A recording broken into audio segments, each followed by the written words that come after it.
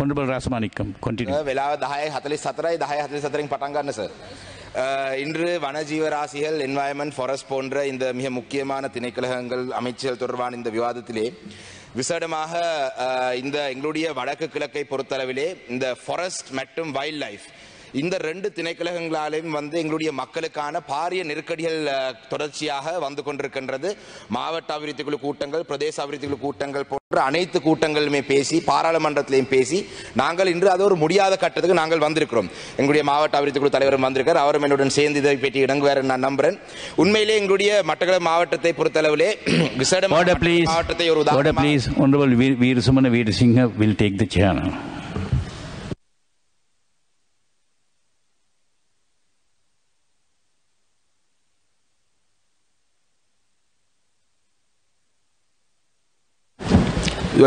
நன்றி. மட்டக்களப்பு மாவட்டத்தை பொறுத்தளவிலும் வடக்கு கிழக்கை பொறுத்தளவிலுமே இந்த ஹியூமன் எலிஃபண்ட் கான்ஃப்ளிக்ட், அதாவது எங்களுடைய விவசாயம் செய்யும் மக்கள் தொடர்ச்சியாக விவசாயம் செய்யும் மக்களுக்கும் யானை பிரச்சனை என்றது தொடர்ச்சியாக காலங்காலமாக வந்து கொண்டிருக்கும் ஒரு பிரச்சனை. இந்த பிரச்சனையை பொறுத்தளவிலே மட்டக்களப்பு மாவட்டத்திலே மட்டும் பட்டிப்பளையாக இருக்கட்டும், வெள்ளாவளியாக இருக்கட்டும், வவுனதீவாக இருக்கட்டும், செங்கலடியாக இருக்கட்டும், கிரானாக இருக்கட்டும், அதே போல விசேடமாக கிளிநொச்சி மாவட்டம், முல்லைத்தீவு மாவட்டம், இந்த அனைத்து மாவட்டங்களிலுமே விவசாயிகள் ஏதோ ஒரு வகையாக ஏதோ ஒரு கஷ்டப்பட்டு தங்களுடைய இந்த உரத்தை எடுத்து விவசாயத்தை செய்த பிறகு இந்த பிரதேசத்திலே யானைகள் அந்த விவசாயத்தை அழிக்கிறது ஒரு பக்கம், அதே நேரத்தில் யானைகள் கிராமத்துக்குள்ளே பூந்து வீடுகளை அடிக்கிறது ஒரு பக்கம், யானை அடித்து உயிரிழப்பு நடக்கிறது ஒரு பக்கம், இவ்வாறு தொடர்ச்சியாக நடந்து கொண்டிருக்கு.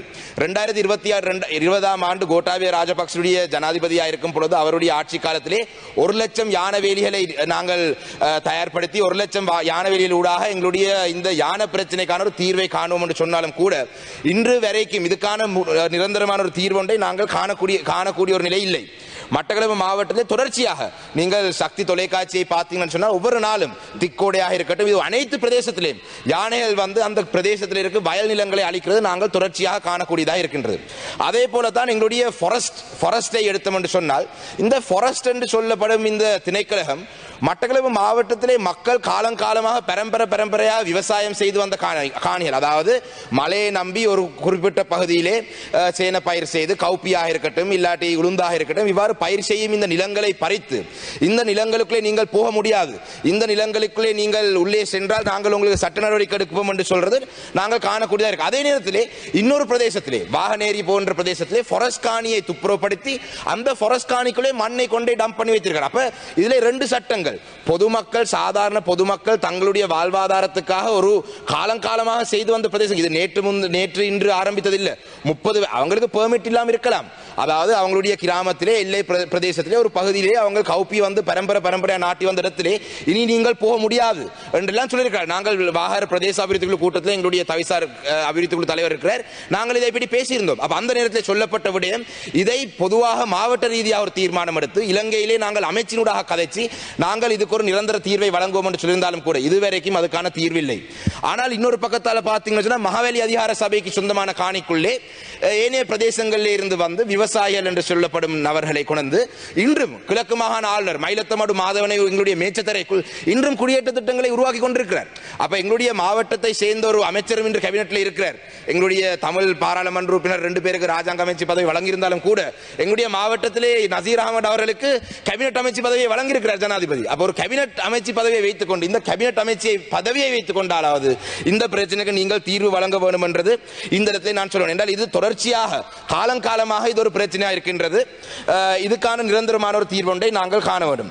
ඒ වගේම තමයි විශේෂයෙන් අද ගත්තම අපි මේ ෆොරස්ට් එකයි වයිල්ඩ් ලයිෆ් එකයි ගැන කතා කරද්දී මේ රට තුල ෆොරස්ට් වයිල්ඩ් ලයිෆ් කියන මේ දෙකටම ජාතික ප්‍රතිපත්තියක් හදන්න ඕනේ. දැන් අද වෙද්දී අපි දන්නවා ශ්‍රී ලංකා ඇඩ්මිනිස්ට්‍රේටිව් සර්විසස්, ශ්‍රී ලංකා ෆොරින් සර්විසස්, ශ්‍රී ලංකා এডুকেෂන් සර්විසස් තියෙනවා වගේ මම නම් යෝජනා කරන්නේ ගරු ඇමතුමා ශ්‍රී ලංකා ෆොරස්ට් සර්විස් එකක් පටන් ගන්න ඕනේ. ශ්‍රී ලංකා වයිල්ඩ් ලයිෆ් සර්විස් එකක් පටන් ගන්න ඕනේ. මේ නිලධාරීන්ට ඒ සඳහා තාක්ෂණය දෙන්න ඕනේ. ඒ පුහුණුව දෙන්න ඕනේ. අපිට පුළුවන් ලෝක බැංකුවත් එක්ක කතා කරන්න ඕන රටක් එක්ක කතා කරන්න. මේකට තාක්ෂණික පුහුණුව. මොකද මේ වයිල්ඩ් ලයිෆ් ඩිපාර්ට්මන්ට් එක අපි කොහොමද ජාතික ප්‍රතිපත්තියක් හදන්නේ? අද වෙනතුරු ගත්තම වයිල්ඩ් ලයිෆ් ඩිපාර්ට්මන්ට් එකේ ෆොරස්ට් ඩිපාර්ට්මන්ට් එකේ නිලධාරීන් ඉන්නවා ප්‍රොමෝෂන් ලැබිලානේ අවුරුදු ගාණක්. එතකොට මේ වැඩ කරන නිලධාරීන්ට සාධාරණ ලැබෙන්න ඕනේ ප්‍රොමෝෂන් ටික ලබා දුන්නොත් තමයි ඒ නිලධාරීන්ව තව උනන්දුවෙන් වැඩ කරන්නේ. හැබැයි මේ වයිල්ඩ් ලයිෆ් එකටයි ෆොරස්ට් එකටයි අද වෙනකොට මේ රැකියා ලක්ෂ්‍ය යටතේ ගත්ත යම් නිලධාරීන් ලබා දීලා තියෙනවා. ඒ නිලධාරීන් නෙවෙයි යම් සේවකයන් ලබා දීලා තියෙනවා. මේ සේවකයන්ට අලිය අරහෙනවා ගොම සේවකයෙක් මෙහි දුවලා. ඉතින් ඒ වගේ තත්ත්වයක් ඇති. ඒක නිසා මම ඉල්ලා සිටිනවා එමත්තුමා මේ ෆොරස්ට් එකටයි වයිල්ඩ් ලයිෆ් එකටයි ප්‍රතිපත්තියක් හදන්න. අද වෙනතුරු මේ මිනිස් ගැටුම වැඩි වෙලා තියෙන උග්‍ර වෙලා තියෙන ප්‍රධාන හේතුව තමයි එලිෆන්ට් කොරිඩෝ. අලියා සාමාන්‍ය සංක්‍රමණය කරන සතුන් අලියා සංක්‍රමණය කරන්නේ පාරේ අද වෙනකොට ඇමතිවරු නැත්තම් മന്ത്രിවරු නැත්තම් එක නොඑක් කණ්ඩායම් වලින් ඒ ප්‍රදේශවල වගා කරන්න දීලා තියෙනවා. ඉතින් ඉඩම් සම්බන්ධව ෆොරෙස්ට් එකයි වයිල්ඩ් ලයිෆ් එකයි එකතු වෙලා ජාතික ප්‍රතිපත්තියක් හදන්න ඕනේ. වයිල්ඩ් ලයිෆ් එක ගත්තම සමහර සතුන් ඉන්නවා වයිල්ඩ් ලයිෆ් එකේ ඒගොල්ලන් ප්‍රිසර්ව් කරන්න ඕනේ. ඒගොල්ලන් ආරක්ෂා කරන්න ඕනේ. දැන් දඩුලේන වෙන්න පුළුවන්. එහෙම නැත්තම් ඉත්තෑව වෙන්න පුළුවන්. මේ වගේ සතුන් ආරක්ෂා කරන්න. හැබැයි කෘෂිකර්ම අමාත්‍යාංශය ගත්තාම මේ සතුන් ඇවිල්ලා මේගොල්ලන් කෘමිනාශනය කරන්න ඕනේ. එහෙම නැත්නම් මේ සතු කරදරයක්. They are a pest. They have become a pest to the agriculture industry. So we have to have a national policy. අපි ජාතික ප්‍රතිපත්තියක් මේ දෙගොල්ලම එකතු කරන් හදන්න ඕනේ. මොකද අපි දැක්ක ගොඩක් සෑන් වල වයිල්ඩ් ලයිෆ් එක ඇතුළේ තමයි හරක් යන්නේ. ඉතින් හරකටත් යන්න තැනක් තියෙන්න ඕනේ. ඉතින් ඒක නිසා නිලධාරීන් නිතරම ගැටෙනවා. අපි දැක්ක ඇමතිවරු ගිහලා නිලධාරීන්ට චණ්ඩි පාට දානවා. ඉතින් ඒ වගේ නැතුව මම නම් කියන්නේ මේ වයිල්ඩ් ලයිෆ් දෙකටම ජාතික ප්‍රතිපත්තියක් හදන්න ඕනේ කියන එක තමයි මම මේ අවස්ථාවේ කියන්න ඕනේ. ඒ වගේම තමයි ඊළඟට අද අමාත්‍යාංශයේ තියෙන දූෂිතම වැය ක්ෂේත්‍රයේදී අද environment ministry එක. The most corrupt ministry that's being discussed today is the environment ministry, not the minister, the ministry. දැන් මේ මංගාව මගේ අතේ තියෙනවා 2022 11 29 චෝදනය डी සජ්ජනද දිසිල්වා අධ්‍යක්ෂ ජෙනරාල්ට යවපු චෝදනා පත්‍රයක්. මේ මම දැන් මෙතන කවුරුත් කලබල වෙන්න එපා. මොකද මම මේ කියවන්නේ මේ ඔබතුමාගේ පරිසර අමාත්‍යාංශයේ තියෙන මේ චෝදනා පත්‍රකින් මේක අත්සන් කළ තියෙන වෛද්‍ය අනිල් ජයසිංහ ලේකම් පරිසර අමාත්‍යාංශය. දැන් මේකේ තියෙන සුවිශේෂීම කාරණාව තමයි මේකේ 7 වෙනි මම මේ චෝදනා පත්‍රේ මම මාධ්‍යයට නිදහස් කරන්නම් කවුරු හරි ඕනනම් මාව කන්ටැක්ට් කරන්න මම ලබා දෙන්නම්. මට වෙලා නැහැ පිටු 3ක් කියවන පිටු 3ක් චෝදනා තියෙනවා. මේ GSMB ආයතනය. ඒ කියන්නේ GSMB භූ විද්‍යා සමීක්ෂණ පතල් කාර්යාංශය. ඒකේ මේ 7 වෙනි කාරණාව තමයි කරුණාකර මෙම චෝදනා පත්‍රය ලැබුණු බව භූ විද්‍යා සමීක්ෂණ පතල් කාර්යාංශයේ සභාපතිවරයා මගින් මා වෙත දන්වා එවන්න. දැන් භූ විද්‍යා පතල් අමාත්‍යාංශයේ සභාපතිවරයා කවුද? දැන් මේක ඊටාම මම පොඩි වෙලාවක් කරන් මේක ගැන කතා කරන්න ඕනේ. මොකද 2020 දී SM චන්ද්‍රසේන ගරු ඇමතුමා ඉන්නකොට తాවකාලිකව පත් කරා මේ සජ්ජනද දිසිල්වා කියන අධ්‍යක්ෂක ජෙනරාල්. එතුමාට ඉන්ටර්විව් එකක් තියලා පත් කරපු පත්වීමක් නෙමෙයි. මේ පත්වීම එතුමාට ලබා දුන්නාන් පස්සේ දැන් GSMB ආයතනය කිව්වම භූ විද්‍යාව කිව්වම ගොඩක් රටේ ජනතාව දන්නේ නැහැ. මේකේ ගොඩක් සම්පත් තියෙන ආයතනයක්. මේකේ තියෙනවා අපේ තිරුවානා, ඉලුමිනයිට්, ග්‍රැෆයිට්, ඒ වගේ ලංකාවේ තියෙන භූ විද්‍යාව පොළොව යට තියෙන සියලුම භූ විද්‍යාව මේ පොළොව යට තියෙන සියලුම වස්තු සම්පත් මුළු ලංකාවේ ඉන්න සියලු දෙනාටම අයිති දෙයක්. මේක යම් කණ්ඩායමකට අයිති දෙයක් නෙවෙයි. මතක තියාගන්න ඕනේ. මේක ඩොලර් රුපියල්නත් පුළුවන් හොඳ ක්‍රමවේදයක්. හැබැයි හරියට කරන්න ඕනේ. නිකන් මේ ජනාධිපතිතුමාව සතුටු කරන්න මම ජනාධිපතිතුමනි මේකෙන් ඩොලර් හොයලා දෙන්නම් ඔබතුමාට කියලා බොරු කියලා මෙතන ඉන්නවත් දන්නේ නැහැ. බොරු කියලා එහෙම මේක මේ ජනාධිපතිතුමාව ත්‍රාවට්ටන්න හදන්න එපා. ඉතින් ඇත්ත වශයෙන්ම මේ GSMB ආයතනයට ඩිරෙක්ටර් ජෙනරල් පත් කරන SM චන්ද්‍රසේන මහත්මයා ඊට පස්සේ ජනාධිපතිතුමාගේ හිටපු ලේකම් සුගීශ්වර බණ්ඩාරවර කියන පුද්ගලයාගේ දිගින් දිගටම සහයෝගය තිබ්බා මේ වැලි කැණීම් කරන්න. මේ පුද්ගලයාට දිගින් දිගටම තිබ්බා. මේ ආයතනයට සභාපති හැටියට හිටියේ ශ්‍රී ලංකා පොදු ජන පෙරමුණේ එන්ජිනේරියෝ සංගමය හරහා යෝජනා කරපු පුද්ගලයෙක් මම හිතන්නේ අනුර වල්පොල කියන මහත්මයා. දැන් මේ අනුර වල්පොල දැන් මේක හොඳට අහන් ඉන්න අනුර වල්පොල කියන මේ සභාපතිවරයාව 2022 පෙබරවාරි මාසේ මම හිතන්නේ කෝප් කමිටුවට GSMB ආයතනය කැඳෙව්වා. 2022 කෝප් කමිටුවට මේ ආයතනය කැඳවපු වෙලාවේ මොකද්ද කරේ? කෝප් එකට එන්න කලින් මේ අනුර වල්පොල කියන සභාපතිවරයාව අයින් කරලා අලුත් සභාපතිවරයෙක් පත් කරා. මම හිතන්නේ මංජුල කියලා. ඒ මංජුල කියන්නේ SHP මංජුල. දැන් මේක හොඳම දේ තමයි අපි ගෝඨාභය රාජපක්ෂ මහත්තයාව ජනාධිපති කාලේ දෙමළ ජාතික සන්ධානය හම්බුණා. මම එතුමාට මේක ගැන කිව්වා.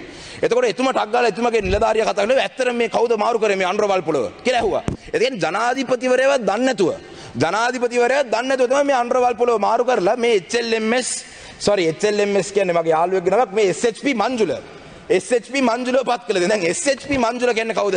ශාෆි නගර් කියලා තියෙනවා ප්‍රදේශයක්. මේ ශාෆි නගර් වල තියෙනවා ලක්ෂයක් හෙක්ටයාර 28ක් තියෙනවා වැලි කැණීම් කරන්න පුළුවන් තැන්. මේ හෙක්ටයාර 28 කියුබ් ලක්ෂයකට වඩා තියෙනවා. ඒ කියුබ් ලක්ෂය කියන්නේ මං හිතන්නේ මම නම් කියුබ් 3මාර වැලි පටවන മന്ത്രിවරයෙක් ඉන්නවා නම් කියන්න කියුබ් 3මාර මං හිතන්නේ දැන් 55000 60000ක් විතර යනවා මං හිතන්නේ. එතකොට කීයද? 90ක් යනවා 90000ක් යනවා. එතකොට 90000ක් යනවා කියලා කියනකොට මේ කියුබ් ලක්ෂයක් තියෙනවා මෙතන. එතකොට ලක්ෂය වැඩි කිරීම 90000. මේකේ වටිනාකම. එතකොට මෙතන දැන් ඇවිල්ලි ඉවරලා මේකේ ප්‍රහෙලිකාව කියන්නේ මෙතන මම මෙතන මේ එක ආයතනයක් වෙනුවෙන්වත් නෙවෙයි පෙනී හිටින්නේ. මම මේක ප්‍රධාන වශයෙන් කියන්නේ මේ එක උදාහරණයක්. භූ විද්‍යාව හා පතල් කර්මාන්ත කියන කොච්චර දූෂිතද මේ දූෂණයෙන් අපි සභාපතිවරයාගෙම පටන් ගමු. එතකොට එතනින් එහාට ඊළඟ දූෂණ ටික රටේ ජනතාවට හිතා ගන්න පුළුවන්. දැන් මේ සභාපතිවරයාට පර්මිට් එකක් තිබිලා තියෙනවා අප්ටවුන් වෙන්චර්ස් ප්‍රයිවට් ලිමිටඩ්. දැන් මේ 2021 කෝප් කමිටුවේ රැස්වීමට එන්න කලින් අර හිටපු සභාපතිව මාරු කරලා පත් කරන සභාපතිවරයා. සභාපතිවරයා කවුද? ශාෆි නගර් කියන ප්‍රදේශයේ ලක්ෂයක් කියුබ් ලක්ෂයක් පටවන්න පර්මිට් එකක් දාගත්ත පුද්ගලයෙක්. අප්ටවුන් වෙන්චර්ස් ප්‍රයිවට් ලිමිටඩ්. එයාගේ පර්මිට් එකේ අංකය තමයි TDL ඇලයිරක් B ඇලයිරක් TM ඇලයිරක් 0351. දැන් මේ පුද්ගලයා දැන් බාන්න මේ වැලි ලංකාවේ වැලි ආරක්ෂා කරන කොන්ෆ්ලික්ට් ඔෆ් ඉන්ටරෙස්ට් වැලි ආරක්ෂා කරන්න ඕන පුද්ගලයා සභාපතිවරයා තමයි මේ පර්මිට් එකේ අයිතිකාරයා. එතකොට විශල්ම කියලා තව ආයතනයක් ඇවිල්ලා තියෙනවා. මං ගා මේකේ ඕනතරම් ලියුම් තියෙනවා. මේ විශල්ම කියන කම්පැනිය කොළඹට ඇවිල්ලි ඉවරලා දීලා තියෙනවා ඇප්ලිකේෂන් එකක් ශාෆි නගර් කියන ප්‍රදේශයේ වැලි පටවන්න. එතකොට කොහොම හරි එතකොට කොළඹ අමාත්‍යාංශයේ රැස්වීමේ ආපු ප්‍රොපෝසල් එක අරන් ගිහිල්ලා කවුරු හරි තිරිකුණාමලයේ දිස්ත්‍රික්කයට ගිහිල්ලා තිරිකුණාමලයේ දිස්ත්‍රික් කාර්යාලයෙන් ඒ ප්‍රොපෝසල් එකම දීලා තියෙනවා. එතකොට කොළඹින් අනුමැතිය ලැබෙන්න කලින් ප්‍රොපෝසල් එක හොරගම් කරා තව ප්‍රොපෝසල් එකක් දැම්මා. එතකොට ඒකේ හිටපු අධ්‍යක්ෂකවරියක් කියලා තියෙනවා එක ප්‍රොපෝසල් එකක් සමීක්ෂණයට ලක් වෙනකොට තව ප්‍රොපෝසල් එකක් ගන්න එපා කියලා.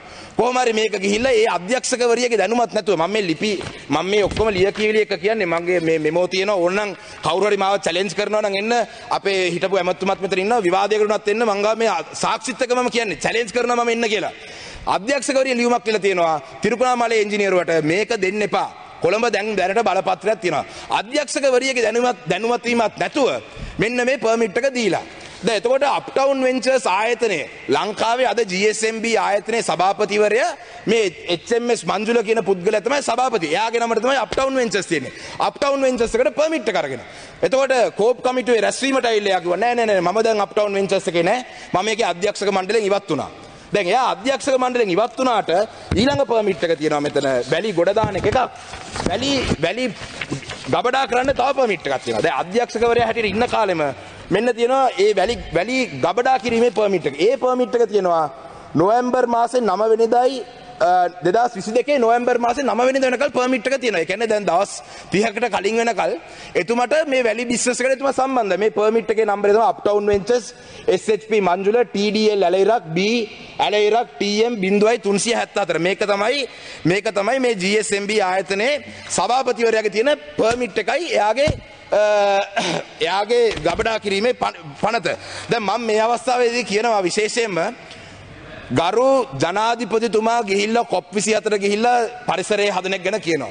ගරු ජනාධිපතිතුමා පොර ටෝක් දෙනවා. මම දැක්ක ඊයේ පෙරේදත් කියලා තියෙනවා මේ රට විදේශික රටවල් එහෙම අපිට සහයෝගය දුන්නේ නැත්නම් විදේශික රටවල් මේ රටේ පරිසර විනාශයට ලෝකේ පරිසර විනාශයට මේකට ඕගොල්ලන් වග කියන්න ඕනේ කියලා. මම ජනාධිපති ලේකම්තුමාට පරිසර අමාත්‍යාංශයේ ලේකම්තුමා ලියුම ලියලා තියෙන්නේ සභාපතිවරයාට.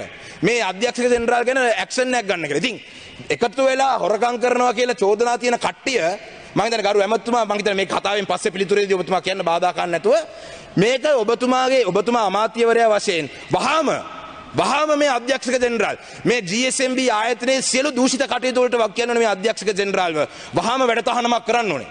මොකද මේ චෝදනා පත්‍රය ලේකම්තුමාගේ දෙන්නේ. එහෙම ඔබතුමාලා කරන්නේ නැත්නම් ඔබතුමාලාට මම දවස් 15ක විතර කාලයක් දෙන්නම්. ඔබතුමාලා එහෙම කරන්නේ නැත්නම් මම කතා කරනවා ඉන්ටර්නැෂනල් ප්‍රෙස් මීට් එකක්. I will call for an international press conference and I will tell the world that His Excellency the President has been threatening the countries around the world that if they don't cooperate with environmental climate change in the world and doesn't help South Asia, that they will have to be held responsible for all this destruction. I will have a press meet. I will have an international press meet. මම ජාත්‍යන්තර මාධ්‍ය සාකච්ඡාවක් කළා කියනවා ලෝකේ රටවල් වලට ජනාධිපතිතුමා චණ්ඩිපාත් දාන ගමන් ලංකාවේ පරිසර අමාත්‍යාංශයේ පරිසර ලේකම්තුමාගේ නියෝගයක්වත් මේ රටේ ක්‍රියාත්මක වෙන්නේ නැහැ කියලා. ඉතින් වහාම මේ HMS මංජුල කියන සභාපතිවරයා වහාම වැඩතහනම් කරන්න ඕනේ. වහාම මේ අධ්‍යක්ෂක ජෙනරාල්වරයාට පරීක්ෂණයක් පටන් ගන්න ඕනේ. මං ගාව මේ ආධාර ඔක්කොම සාක්ෂිත් එක තමයි මම මේ අවස්ථාවේ ඉල්ල තියෙන්නේ. ඒක නිසා මම ඊටාම සතුටු වෙනවා කවුරුත් මේක ගැන මට කරදරයක්වත් කරපු නැති එක ගැන. මොකද මේක ඇත්ත බව සියලු දෙනාම දන්නවා. මේ පාර්ලිමේන්තුවේ මම මේක කියන්නේ මේ පාර්ලිමේන්තුවේ മന്ത്രിවරු ගොඩක් අයට පර්මිට් තියෙනවා. ඒකේ ගැටලුවක් නැහැ. පර්මිට් තියෙනවා. හැබැයි මම කියන්නේ මේ දූෂණේ මට පල්ලෙහා ඉඳන් උඩට යනවට වඩා උඩ ඉඳන් පල්ලට එක ලේසි. දැන් සභාපතිතුමාම කරප්ට් නම් කොහෙද ඉතින් ආයේ නිලධාරීන් ගැන කතා කරන්නේ? ඒක නිසා මම වැඩි වශයෙන් මේ සබ්ජෙක්ට් එක ගැන මම අද කතා කරන්න බලාපොරොත්තු වෙන්නේ නැහැ. ඊළඟට අද තව සබ්ජෙක්ට් එකක් තියෙනවා Ministry of Tourism and Land. I wish Honorable Harin Friend was here a little while ago. Now Honorable Harin Friend, if you're in your office, you must understand that the Ministry of Tourism and Land is a large subject. There's a lot of things to be said. But in the Ministry of Lands, Honorable Fernando, I have brought to your attention about the large amounts of corruption that happens within the land ministry. And just like how I would like Honorable Nazir Ahmad to take action with the Environment Ministry, I would expect you to take action with the land ministry as well. Because the land ministry is one of the most corrupt ministries as well. At the same time, I saw a meeting. මම දැක්ක ඊයේ පෙරේදා මේ ජනාධිපතිතුමා මේ මඩකලපුව දිස්ත්‍රික්කයේ tourism සංවර්ධනය කරන්න රැස්වීමක් තියලා තියෙනවා ජනාධිපති ලේකම් කාර්යාලයේ. ඔබතුමාව මම ඒකේ දැක්කේ නැහැ. ඒතුමා කියලා තියෙනවා මං හිතන්නේ තිරුකුණාමලේ බෝඩර් එකේ ඉඳන් මඩකලපුවේ අනිත් පැත්තේ බෝඩර් වෙනකල් ඉඩම් හඳුනාගෙන මේ ඉඩම් හරහා අපි ඇවිල්ලා ටුවරිසම් කරන්න යනවා කියලා. දැන් ඇත්තටම මඩකලපුවේ දැනට තියෙන හොටෙල් වලත් සංචාරකයෝ ඉන්නේ නැහැ. පාසිකුඩාවල තියෙන හොටෙල් භාගයට භාගයක් හිස්. මඩකලපුවට සුද්දෙක් මම සුදු හමක් දැකලා නැහැ මං අර. මම තමයි මඩකලපුවේ ඉන්න සුද්දා. ඉතින් එතනින් එහාට මඩකලපුව දිස්ත්‍රික්කයේ ටුවරිසම් හදන්න මේ ඉඩම් හඳුනාගෙන මේ ඉඩම් බෙදෙන වැඩපිළිවෙලක් ආරම්භ කරන්න ඕනේ නැහැ. මෙහෙම තමයි ඉඩම් හඳුනාගෙන පාසිකුඩාවල තියෙන ඉඩම් ටික ඔක්කොම කෑලි කරලා ඇමතිවරුන්ගේ යාළුවන්ටයි ලොකු ව්‍යාපාරිකයන්ට තමයි ලබා දුන්නේ. ඒක නිසා මම මේ අවස්ථාවේ ඉල්ලා සිටින්නේ මඩකලපුව දිස්ත්‍රික්කයේ ටුවරිසම් සම්බන්ධව ඕන වැඩපිළිවෙලක් කරන ගරු ජනාධිපතිතුමනි ආණ්ඩු පක්ෂ විපක්ෂ කියලා බලන්න එපා. අපිටත් කතා කරන්න අපි ඔබතුමාට සත්‍ය තොරතුරු ලබා දෙන්නම්. Also, on the Ministry of Tourism, in terms of policy, Honorable Fernando, the type of tourists that we should look to attract are much different to the countries like Thailand. Because in Sri Lanka, we don't want a large volume of, we don't want millions of tourists to come and destroy the beauty of this country. So we need to go one step above. We need to attract tourists to spend money.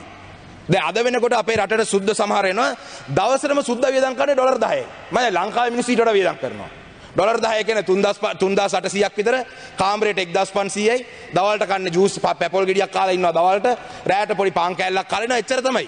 ඉතින් අපි attract කරන්නේ අඩුම ගානේ මං හිතන්නේ tourism ministry එකේ ගිය අවුරුදු කීපයකට පෙර බජට් එකේ දාලා තිබ්බ ලංකාවේ ටුවරිසම් ඉන්කම් එක ඇවිල්ලා 5 බිලියන් ලංකාවට 5 බිලියන් ඩොලර්ස් එනවා කියලා මේ 5 බිලියන් ඩොලර්ස් ගාන හදලා තියෙන්නේ එක සුද්දෙක් එක රැයකට ඩොලර් 180ක් වියදම් කරනවා කියලා. අද වෙනකොට ඩොලර් 18ක්වත් වියදම් කරන්නේ සුද්ද තමයි ගරු ඇමතුමා එන්නේ. ඉතින් ඒක නිසා මේ සුද්දු ඇවිල්ලා අපේ පාසිකුඩාවලට නම් සුද්දු වෙන්නේ නැහැ. උණවට්ට බීච් එක වෙන්න පුළුවන්, මිරිස්ස බීච් එක වෙන්න පුළුවන්, අපේ කල්චරල් ට්‍රයැන්ගල් එක වෙන්න පුළුවන්. මේවල සුද්දෝ වැඩිපුර එන්න ඒ ප්‍රදේශවල තියෙන රිසෝසස් අපිට අහිමි වෙනවා.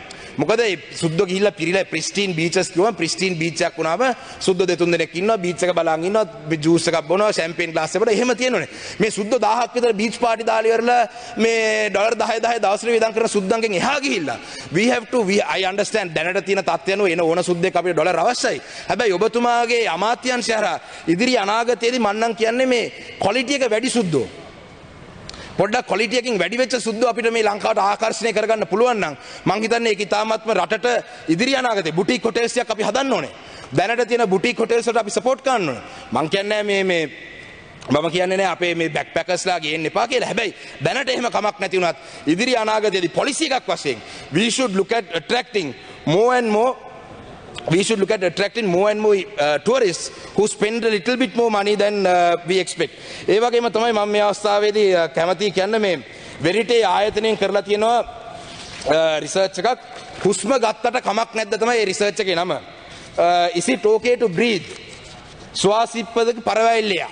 හුස්ම ගත්තට කමක් නැහැ. ඒ කියන්නේ මේකෙන් කියලා තියෙන්නේ මේ ලංකාව අපි දක්නවා ඩෙල්හි වගේ රටවල් වල මේ වායු දූෂණය, වාත දූෂණය වෙලා ඒ රටවල් වල හුස්ම ගන්න බැරි තත්ත්වයක් ඇවිල්ලා තියෙනවා. දවල් නිකන් ඉන්න වෙලාවටත් මාස්ක් දාගෙන යන්න ඕන තත්ත්වයක් ඇවිල්ලා තියෙන මේ වගේ රටවල. ඉතින් ලංකාවත් වැඩි දුර නැහැ. ඉතින් ගොඩක් අය මේ සර්ප්‍රයිස් වෙයි. මේකේ ගිහිල්ලා බැලුවොත් එහෙම මේකේ තියෙනවා වෙබ්සයිට් එකක් airquality.lk. මේ ආයතනයෙන් කරලා තියෙන රිසර්ච් එකක් ලංකාව පුරාම සෙන්සර්ස් දාලා මේ සෙන්සර්ස් හරහා ලංකාවේ තියෙන මේ වාතයේ තියෙන මේ එන්වයරන්මන්ට් මිනිස්ට්‍රි එකට අදාළ නිසා කියන්නේ වාතයේ තියෙන the quality of our air. So research has been done. I would like to urge the Minister in charge of environment to invite Verite and to take this project forward, or to support this project, to give awareness to this country about the environment, the air pollution in this country. Thing මේක ගැන කියනකොට සමහර කෙනෙක්ලෝ නෑ මේ වාත දූෂණය අපිට නම් බලපාන්නේ නෑ, අපිට මොකද්ද ඔක තව කල් තියෙනවනේ කියලා. හැබැයි අද වෙනතුරු අපි ගෑස් භාවිතා කරපු රටක්, මේ රටේ තියෙන ආර්ථික ප්‍රශ්න නිසා ආපහු දරලිපට ගිහිල්ලා තියෙනවා. අද ගොඩක් රටේ ජනතාව උයන්නේ දරලිපෙන්. මොකද ගෑස් සිලින්ඩරයක් සල්ලි දීලා ගන්න බෑ.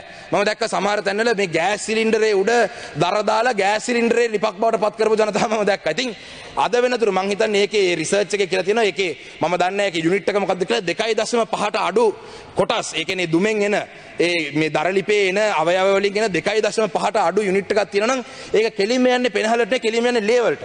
ඉතින් අද වෙනකොට ලංකාව පුරාම දරලිප් භාවිතා කරන ජනතාව මේ දරුණු ප්‍රශ්නයට මුහුණ දෙනවා. ගිය අවුරුද්දේ විතරක් ලංකාවේ මේ උස්ම ගැනීමේ රෝග නිසා 8000කට වඩා ලංකාවේ රෝහල් ගත. ඉතින් මේ ලංකාවේ රෝහල් පද්ධතියටත් මේගොල්ලන් බරක් කියන එක මේ අවස්ථාවේ කියන්න ඕනේ. Finally, as the country is facing a massive issue right now with our debt, the debt restructuring process should be a prime objective. We are debating about a budget where some of the balances are very, very, very minimal. We have other ways that we will talk to you in the future about how the government can increase its revenue. But right now, for the country, the priority is to get the IMF bailout package, or the IMF staff level agreement, or this $2.9 billion that the IMF program will give us. This should be this country's priority. So whilst we do that, Honorable Minister in charge of Environment, there is a system where the government of Sri Lanka can apply for green bonds. Now these green bonds are directly related to our environment impact on this country. So these green bonds could be sometimes if we reduce our air pollution, we can get a lower percentage of interest on these bonds. You see, so there are a lot of things that we can do based on the Environment Ministry. So, Honorable Minister, you better take action against the GSMB, because otherwise we will not have access to green bonds. At the same time, the balancers. Now, overall, the Ministry of Environment, Ministry of Wildlife, and ඒ වගේම තව එකක් කියනවා සත්ව උද්‍යානයේ ඉන්න සත්තුන්ටත් මේ පාර කන්න නැහැ. මුළු ලංකාවටම ඉන්ෆ්ලේෂන්, සත්ව උද්‍යානයේ ඉන්න සත්තුන්ට දෙන කෑම වලට විතරක් ඉන්ෆ්ලේෂන් නැහැ. ඒ සත්වයන්ගේ කෑමත් පොඩ්ඩක් වැඩි කරන්න. But overall, this year, 2022 to 23, overall, all the balances that we are discussing today, primarily they are related to the environment, forest and forest conservation, have reduced from 6.8 billion to 5.8 billion. So, Honorable State Minister for Finance is here. I think the IMF program also helps the country if there is money allocated to the environment. They do not expect the government to cut down on expenditure related to the environment. I think there is a clause, there is an unwritten law there. When the IMF wants the government to cut down on the expenditure, they don't necessarily expect the government to cut down on expenditure related to environment, because indirectly the entire world has a responsibility towards environment protection. So I would like to urge the Minister in charge for Environment, please, and Honorable State Minister for Finance is also here, please look at this, look at how we can increase our allocations to the Environment Ministry, because that will not necessarily have to be deducted from a national budget. So, having said that, you see, there is a Honorable Presiding Officer, there is a massive concern that I have. Very recently, I spoke in Parliament. I spoke in Parliament about China not willing to restructure the debt within this country. Now, there is a serious concern, Honorable Member, you have 3 minutes. Honorable Member, I have 4 minutes because anyway. Now there is a serious concern because I was exercising the sovereignty of our people within this house, in this assembly. The sovereignty of the people of this country. Now it's a very serious matter that the Chinese embassy's Twitter handle is commenting on matters that relate to this country's sovereignty. In this chamber, in this house, when I speak, I am speaking on behalf of the people of Sri Lanka. I'm not speaking on behalf of any embassy or any other country per se. But the Chinese embassy repeatedly tagging me on Twitter, is a serious concern about this country's sovereignty. What does the Chinese embassy have to do with matters that are discussed within this chamber? I have the privilege to speak in this house. What is the Chinese embassy's business to speak inside, take my comments and speak about them on Twitter? Now, if I would like to, if you want a war, if you want a Twitter war, China embassy page, I am ready for a Twitter war, but I just don't have time. But I only said that point because I want this country to prosper and I want the IMF negotiations to go through, which is a primary concern right now. All I said was help with the debt restructuring process. But in return, what have you done? You're continuously tagging me on Twitter. So if that's the warpath that you want to take with me, I would like to raise a few more things right here, which I did not say the other day. I would like to say a few more things. China's economy is 20 trillion. That is 20,000 billion, if I am not mistaken. 20 trillion is 20,000 billion. So out of the 20 trillion, 20,000 billion, all that Sri Lanka owes China in total, 3 billion to the China Development Bank and 4.3 billion to the China Exim Bank. So altogether, what the country owes China is 7.4 billion. So out of 20,000 billion, I know you may have concerns about your Belt and Road Initiative, you know, where you have lent to other countries, they will also ask you to restructure. That is not our problem. I am talking on behalf of 22 million people of this country. When you lent money to this country, you knew the economy was collapsing. But you still went ahead and gave money just to get Sri Lanka caught in this Chinese debt trap. So if you did this knowingly, you had information. I mean, you're not stupid. You have economy of 20 trillion. You think you're stupid to come and lend money to a country where the economy is crashing. You knew this. So right now, why can't you help the people of Sri Lanka? Write it off. At least right now, what we are asking is to restructure this, to reschedule these loans. අපි මේ චීනෙන් ඉල්ලන්නේ, අපි මේ චීන කියන්නේ dollar ට්‍රිලියන 20ක ඉකොනොමියක් තියෙන රටක්. අපි රටක් වශයෙන් අපි ඒගොල්ලන්ට ණය වෙලා තියෙන්නේ බිලියන 7.4ක්. මේ ට්‍රිලියන 20ක් තියෙන බිලියන 20000ක් තියෙන චීනය ඇත්තටම ලංකාවේ යාළුවා නම් මේ අපි ඩීසල් ලීටර් මිලියන 9ක් දෙනවා, හාල් ලක්ෂ කිලෝ 5ක් දෙනවනේ. ඕව නෙවෙයි ඇත්ත උදව් කියන්නේ. එක්කෝ මේ ණය මුළුමනින්ම කපා හරින්න. අපි ණය මුළුමනින්ම කපා හරින්න නැත්නම් අපි මේ ප්‍රතිව්‍යුහගත කරන්න කියලා ඉල්ලන්නේ. ඒකට හරි උදව් කරන්න. ගරු මන්ත්‍රී කාලය අවසන් කරනවා. මම අවසන් කරනවා. අවසාන වශයෙන් කියන්නේ, you know, as Sri Lankans, 22 million people, we might be divided on ethnicity and religion and all that. But when it comes to Sri Lanka, we will all unite together. As 22 million Sri Lankans, we will unite together. That's what we did. Vote or go home was something that all Sri Lanka united to do. But if the Chinese embassy and the Chinese government continuously not work towards the benefit of the Sri Lankan people, if the Chinese government and the embassy don't look after the interests of the people by restructuring this debt, I would like to warn the Chinese, there will be a China go home soon and I will lead it. මේ රටේ මම චීන රජයටයි චීන එම්බසිකටයි කියන්නේ මිලියන 22ක් ශ්‍රී ලාංකීය ජනතාව අපි අපේ ජාති ආගම් අනුව අපි වෙනස් වෙලා ඉන්න පුළුවන්, අපි බෙදිලා ඉන්න පුළුවන්. හැබැයි අවසන් කරනවා. හැබැයි මිලියන 22ක් ශ්‍රී ලංකාවේ ජනතාවගේ අනාගතය වෙනුවෙන් අපි සියලු දෙනාම ජාති ආගම් භේද වලින් තොරව go home ගෝට කියලා අපි එකතු වුණා වගේ චයිනා go home කියලා එකතු වෙනකොට අපි තල්ලු ගන්න එපා කියලා මම කියලා මගේ කතාව අවසන් කරා. බොහොම ස්තුතියි. හර්ෂ සිල්ල මැතිතුමා. While I respect the views of the Honourable Member of Parliament and while he has all the right to express his view, I don't think we should take a position as such to say that we will lead or somebody will lead a China go home. We have to work with all countries. It's not a point of order. I agree with you that we need to work with the Chinese and the Indians. Not a point of order. What's point of order? No. It's an important matter. All what I'm saying is, Honourable Member, let us work together. But I don't think we should be so harsh. So let's work a solution. Okay. That's all. Honourable, මොකද්ද point of order එක? නම කියවනේ ඔබතුමාගේ නම සඳහන් කරේ නැහැ. ඔබතුමාගේ අදහස පළ කරේ. මේක රටේ ජනතාව බලන් ඉන්නවා විනාඩියක් දෙන්න මේක බරපතල කතාවක් එතුමා කිව්වේ. නෑ ඔබතුමා විවාදයකට යන්න එපා. විවාදයක් නෑ. ඔබතුමා මේ වෙලාව දෙන්න විනාඩිය. මම විනාඩියයි. ඔබතුමාට වැඩිපුරත් එක විනාඩියක් දීලා තියෙනවා. ඔබතුමාට කාලය ඉක්ම ගෙදර ඔබතුමාගේ නම සඳහන් කරේ නැහැ. ඒක point of order එකක් නෙවෙයි. Honourable දිලීපන් මන්තුමා ඔබතුමාට විනාඩි 9ක කාලයක් තියෙනවා.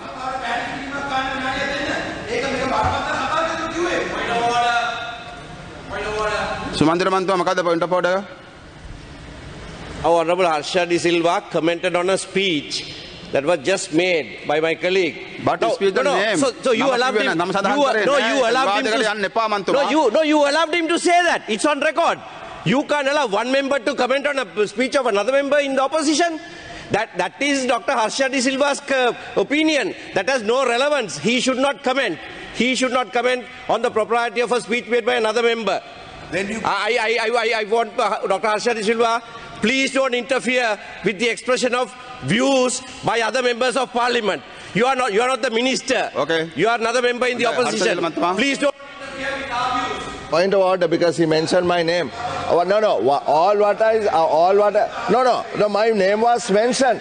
My name was mentioned.